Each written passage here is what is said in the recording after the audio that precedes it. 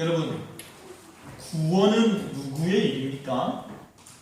하나님의 일입니다. 구원은 전적으로 하나님께서 하시는 일이요, 하나님께서만 하실 수 있는, 하나님께서 하셔야만 되는 일입니다. 우리는 그것을 이 출애굽 사건에서 분명하게 볼 수 있는데요. 너희는 가만히 서서 여호와께서 오늘 너희에게 행하시는 구원을 보라. 여호와께서 너희를 위하여 싸우시리니 너희는 가만히 있을지니라.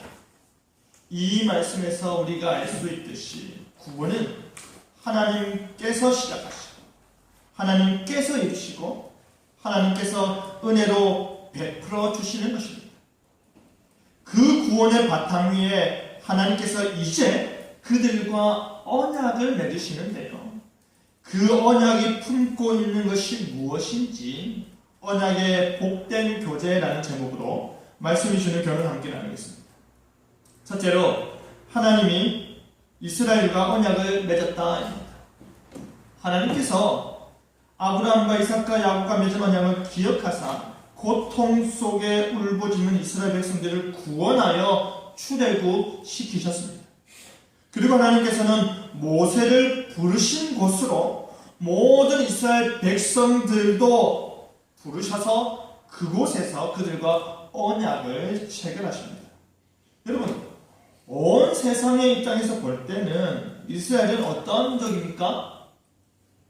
단순한 뭐에 불과할까요? 종에 불과합니다. 애굽이라는 강대국의 땅에서 노역을 하며 살아야 하는 비천한 종에 불과합니다. 비록 그 수가 많아서 위협적인 존재가 되었지만 그래도 그들은 매 앞에 장사 없는 그저 그런 종이었습니다. 그런 그들이 출애굽하였을 때에 주변 나라들의 이목을 끄는 것은 당연한 것 아니겠습니까? 근본 없는 종들이 어떤 짓을 할지 알 수가 없어서 경계하는 것이죠. 하지만 하나님 입장에서 이스라엘은 어떠한 민족일까요? 세상은 그들을 애굽의 종으로 보더라도, 세상은 그들을 근본 없는 종으로, 물건으로 보더라도 하나님은 그들을 하나님의 종으로 보는 것입니다. 하나님께서는 그들을 모든 민족들 가운데서 자신의 소유로 보시는 것입니다. 이스라엘은 내 거다, 이렇게 말씀하시는 것이죠. 애굽의 군대와 애굽의 우상들을 완전히 멸하여 버리신 하나님께서 이스라엘은 내 거야 라고 말씀하십니다. 그뿐이 아닙니다. 이스라엘은 온 세상 가운데 하나님에 대해 제사장 나라가 되는 것입니다. 전적으로 하나님만 섬길 뿐 아니라 하나님의 은혜와 하나님의 복을 세상으로 전파하는 은혜의 통로요, 복의 통로 역할을 바로 이스라엘이 하는 것입니다. 바로 그 제사장적 역할을 감당하기 위해 하나님께서 그들을 거룩한 백성이 되게 하셨습니다. 온 세상 가운데 특별한 존재로 삼으신 것입니다. 그런데 그 특별한 존재가 되기 위해서 조건이 있었는데요. 그것이 무엇이었습니까? 하나님의 말씀을 잘 듣고 하나님의 언약을 지키는 것입니다. 여러분, 우리는요, 칭찬은 고래도 춤추게 한다라는 말을 너무나도 잘 알고 어떻게 해서든 그 말대로 우리의 자녀들을 칭찬하고자 합니다. 그리고 너는 특별해, 그렇게 이야기해 줍니다. 너는 특별해, 너는 특별해 라고 말하면 아이들이 간혹 내가 뭐가 특별해, 난 아무것도 아니야 라고 대묻곤 하지요. 그때 여러분 어떻게 대답하십니까? 너는 이 세상에 하나밖에 없으니 특별하고, 너는 내 아이라서 특별하고, 너는 나에게 특별해 라고 우리가 대답을 해주곤 합니다. 설령 아이들이 그걸 깨닫지 못한다 하더라도 실제로 특별한 존재라는 그 사실은 변함이 있습니까? 없습니까? 변함이 없습니다. 지금 하나님께서는 이스라엘이 온전히 깨닫지 못한다 하더라도 그들을 특별하게 여기시는 것입니다. 하나님께서는 그들을 향해서 너희는 나에게 특별하다라고 말씀하시는 것입니다. 이제 언약을 체결하기 원하시는 하나님께서는요, 모세에게 명하셔서 아론과 나답과 아비후와 이스라엘 장로 70명과 함께 올라와 경배하게 하십니다. 공식적인 언약 체계를 위한 부르심인 것입니다. 여러분, 이들은 누굽니까? 온 이스라엘 대표하는 자들입니다. 대표성을 가진 그들과 언약 체계 의식을 거행하는 것이죠. 하나님께서는요, 백성들로 산 아래 그대로 머물러 있게 하시고 그 중에서 백성들의 대표인 아론과 나답과 아비와 70 장로들을 불러 경배케 하셨지만요, 심지어 그들에게도 구별을 두어서 그들조차도 여호와께 가까이 나오지 못하게 하셨는데요. 왜 그렇습니까? 그들이 죄로 인해서, 그들이 온전하지 못함으로 인해서, 그들이 준비되지 못함으로 인해서, 그들이 죽을까 하여서 그들의 생명을 보존하시는 것입니다. 그뿐 아니라 아론으로부터 70 장로들이 모두 이스라엘 대표하는 자들이지만 그들과 구별되게 오직 모세만이 하나님께서 온 이스라엘의 중보자로 삼으셨기 때문입니다. 여러분, 우리가 착각하면 안 되는 것이 있습니다. 그것은 바로 모세의 인간적인 탁월성에 관한 것입니다. 모세가 모든 면에서 매우 특출났기 때문에 하나님께서 그만 구별하여서 그를 온 이스라엘의 중보자로 삼으신 것이 아니라는 것입니다. 내가 선 것은 거룩한 것이니 내 발에서 신을 벗으라. 하나님께서 말씀하실 때 모세가 다른 사람들보다 더 의롭거나 더 거룩하거나 더 훌륭한 인격을 소유하고 있었던 것이 아닙니다. 그것은 모세가 자신의 양을 돌보고 있던 너무나도 평범한 것이었습니다. 그런데 그것이 거룩한 것이었습니다.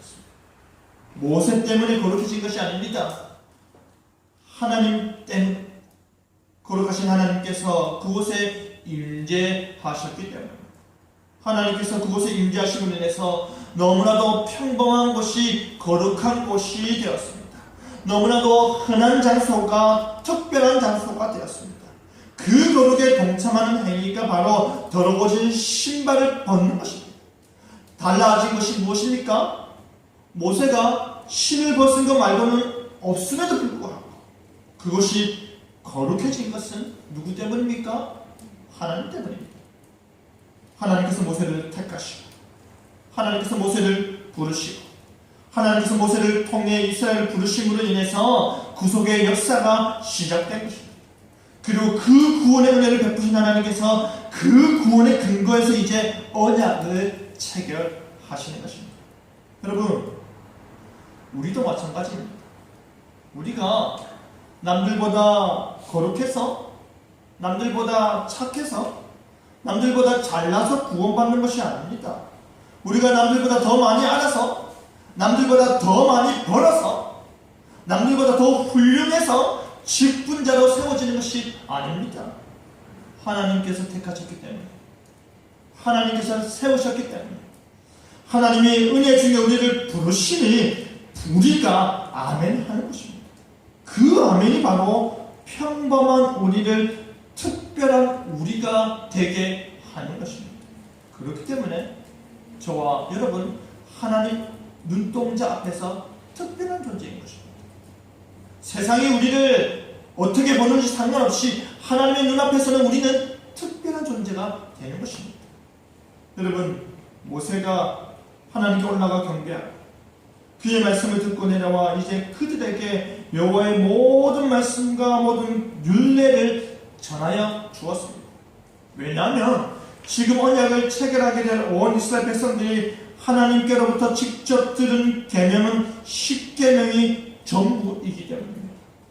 여러분, 왜 그들은 10계명만 들었을까요?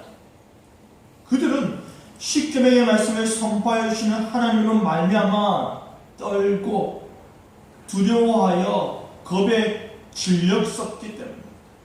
그래서 그들이 모세에게 당신이 우리에게 말씀하소서. 우리가 들으리이다. 하나님 우리에게 말씀하지 않게 하소서. 우리가 죽을까 하나이다 하였던 것입니다.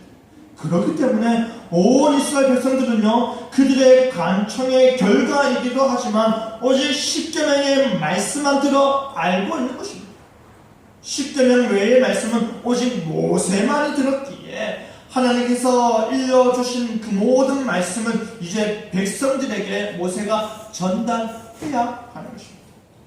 그리고 그들과 이제 시내산 언약을 체결하시는 것입니다. 그리고 그 순서가 어떻게 됩니까? 먼저 제단을 쌓고요, 그리고 12기둥을 세웠습니다. 제단을 쌓는 것은 하나님께서 이 언약 체결을 위한 의식으로 제사 드리기 위한 것이죠. 하나님께서 그곳에 임재하셔서 그들의 제사를 받으시는 것입니다.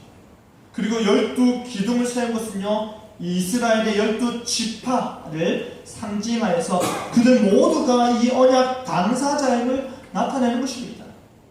하나님과 모세와의 언약 체결만 끝나버린다면 모세의 리더십에 불만을 가진 지파들이 우리는 그런 언약을 체결한 적 없어 라고 우겨버리고 대항할 수 있지 않을까요? 하지만 모세와 아론과 아론의 아들 나답과 아비후와 이스라엘 70장로들이 언약을 체결하고자 하나님을 경배하러 나아갔고, 그리고 12지파를 상징하는 12기둥을 제단 앞에 세운 것은요, 지금 이 언약은 온 이스라엘의 언약 체결임을 확실하게 증거해 주는 것입니다. 증인도 있고 증거물도 있는 것입니다. 그리고 5절을 보시면 이스라엘 자손의 청년들을 보내어 여호와께 서로 번제와 화목제를 드리게 하였다라고 되어 있습니다. 왜 청년들일까요? 왜 제사장들이 하지 않고 청년들이 했을까요? 당시는 출애굽 직후라서요, 아직 제사에 관련된 규례들이 주어지지 않았기 때문에 25장 이후로부터 시작하여서 레위기에 이르러서 제사장이 세워지고 제사 규례가 확실하게 주어짐을 볼 수 있듯이 아직 제사 규례가 주어지지 않은 상태에서 각 지파를 대표하여서 소를 잡을 만한 힘이 있는 청년들이 하나님의 언약 체계를 위한 제사 의식을 대행했던 것입니다. 모세는 당시의 의식에 따라서 6절에 피를 제단에 뿌렸습니다. 그리고 8절에는 백성들에게 뿌렸습니다. 여러분, 피를 뿌린다는 것의 의미가 무엇인지 잘 아시지요? 피는 생명을 상징합니다. 그 생명을 상징하는 피가 하나님의 임재를 상징하는 제단에 뿌려졌다는 것은 하나님께서 그의 자비하심으로 인해서 이스라엘의 제사를 통해 온 이스라엘을 어떻게 한다? 받는다라는 의미입니다. 동시에 이스라엘 백성에게 피를 뿌렸다는 것은요, 그들이 하나님께서 받으시는 그 제사의 당사자이다라는 말입니다. 바로 그런 의미에서 이 언약은 생명을 건 언약이라 말할 수 있습니다. 그렇다면 만약 이 언약이 한쪽에서 깨뜨려져 버린다면 어떻게 될까요? 깨뜨리는 당사자는 생명을 내놓아야 합니다. 이 모든 것을 가리켜서 모세가 8절 말씀에 뭐라고 말하고 있습니까? 이는 여호와께서 이 모든 말씀에 대하여 너희와 세우신 언약의 피니라 라고 하고 있는 것입니다. 여러분, 다시 말하자면요, 피 뿌림의 의미는 이 언약에 무엇이 달렸다는 말입니까? 생명이 달렸다는 말입니다. 이 언약이 깨어질 때 목숨을 내놓아야 한다는 말입니다. 다른 말로 하면 이 언약을 이스라엘이 제대로 준수하지 못하면 온 이스라엘 백성들이 목숨을 내놓아야 하고요, 반대로 이 언약을 하나님께서 성취하지 못하면 하나님께서 그의 생명을 내놓아야 한다는 말입니다. 하지만 신실하신 하나님께서는 반드시 이 언약을 성취시키심을 말하고 있는 것입니다. 여러분, 짐승의 피에 근거하여 언약이 체결되었기에 그 온전치 못함은 어떻게 해결할 수 있겠습니까? 반복된 제사로 반드시 해결해야 했습니다. 히브리서 기자가 말하는 바와 같이 해마다 드려지는 제사들이 제 아무리 황소와 염소의 피에 의지한다 하더라도 그 제사들이 능히 죄를 없이 하지는 못하는 것입니다. 그 제사들이 우리가 범한 모든 외적인 죄들에 대해서는 깨끗이 할 수 있을지 몰라도 이 내적인 죄, 양심의 죄까지는 어떻게 한다? 제거하지 못한다라는 것입니다. 그렇다면 이 짐승의 피는 무엇을 가리키고 있는 것입니까? 언약의 피, 예수 그리스도의 십자가 보혈을 가리키고 있는 것입니다. 그렇기 때문에 그 불충분한 죄짓음과 죄책의 제거로는 우리가 완전한 자유를 누릴 수 없기에 무엇이 필요합니까? 단번에 영원한 가치를 가진 그리스도의 대속적인 피가 요구되는 것입니다. 바로 그 요구 때문에 새 언약의 중보자시요 새 언약의 피 그 자체이신 예수 그리스도를 우리가 바라보게 되는 것입니다. 그리고 그 핏뿌림 사이에 무슨 일이 있었습니까? 모세는요 언약서를 가지고 와서 백성들 앞에서 낭독하였습니다. 언약의 핵심 내용인 하나님이 그들의 하나님이 되고 그들이 하나님의 백성이 되기 위해 하나님께서 그의 백성 이스라엘에게 주는 모든 율법과 규례가 언약서가 되는 것이지. 아마도 출애굽기 20장부터 23장까지의 내용으로 보입니다. 모세가 언약서를 다 낭독하였을 때 이스라엘 백성들은 그 모든 말씀을 다 듣고서 여호와의 모든 말씀을 우리가 준행하리이다 라고 대답하였습니다. 그런데 3절의 말씀을 참고한다면요 그들은 한 목소리로 응답하여 우리가 준행하리이다 라고 대답했는데요, 여기서 말하는 한 소리는 이구동성을 말하는 것만이 아니라 만장일치를 말하는 것입니다. 어느 누구도 반대하지 아니하고 어느 누구도 다른 소리를 내지 아니하고 한 마음으로 한 목소리로 여호와께서 분부하신 모든 말씀을 순종으로 준행할 것을 약속하고 다짐하는 것입니다. 사랑하는 성도 여러분, 하나님께서 이스라엘과 언약을 맺으셨습니다. 그 언약은 피로 맺은 언약입니다. 하나님께서 반드시 성취하실 것이라는 그 엄중한 약속과 맹세가 담겨 있는 언약입니다. 그리고 그 언약을 하나님의 아들이신 예수 그리스도를 통해 완전히 성취하셨습니다. 우리가 준행하리이다의 온 군중의 외침이 다 이루었다 한 사람의 외침으로 성취되었습니다. 우리는 그리스도로 말미암아 새 언약의 백성입니다. 목숨 건 이 언약이 우리에게 얼마나 큰 은혜로 다가오는지 깨달아 아는 여러분이 되길 바랍니다. 예수 그리스도의 십자가 그 목숨 건 언약이 우리에게 어떤 의미인지 우리가 묵상하기를 바랍니다. 나는 언약 백성입니다. 나는 하나님과 언약 관계 아래에 있다. 이 말을 늘 되뇌이는 여러분 되기를 간절히 바랍니다.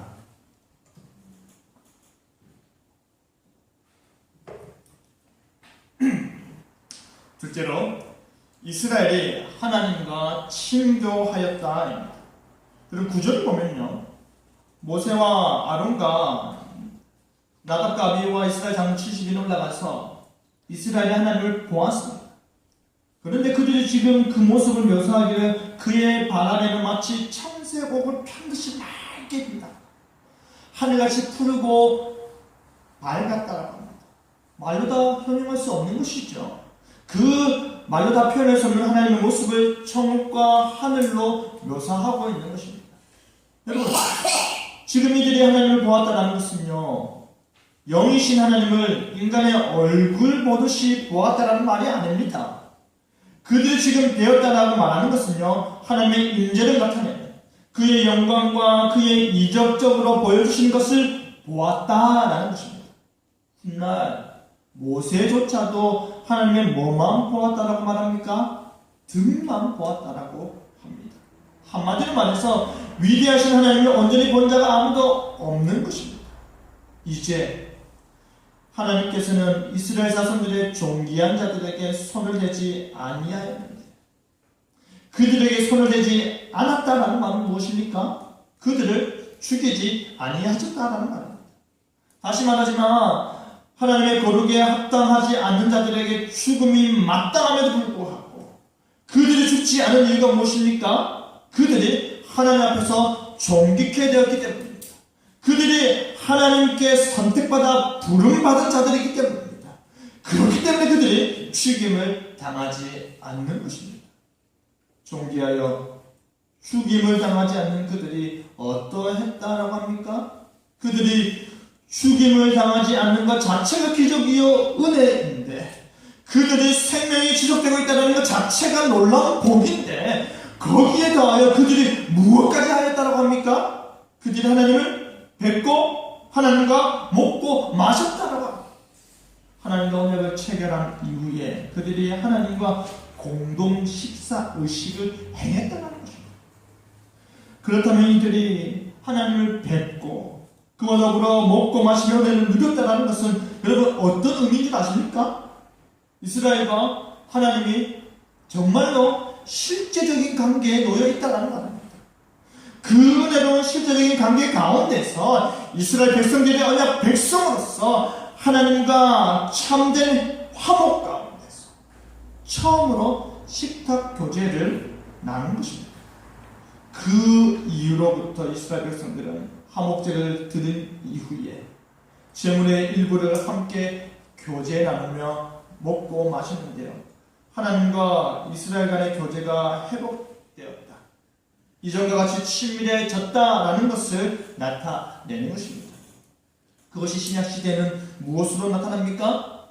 성찬식으로 반복적으로 행해지는 것입니다.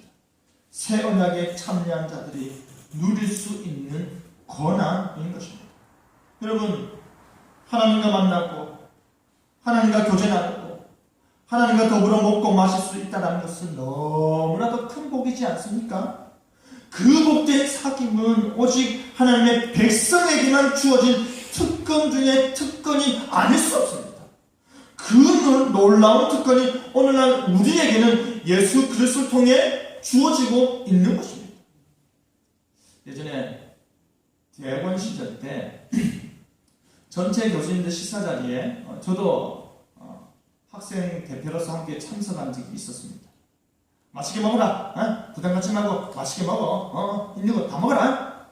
라고 하셨지만 음식은 너무나도 고급스러워 보였는데요. 맛나 보였습니다. 맛있었습니다. 그런데 그 자리가 불편해서 먹는 게 아니었습니다.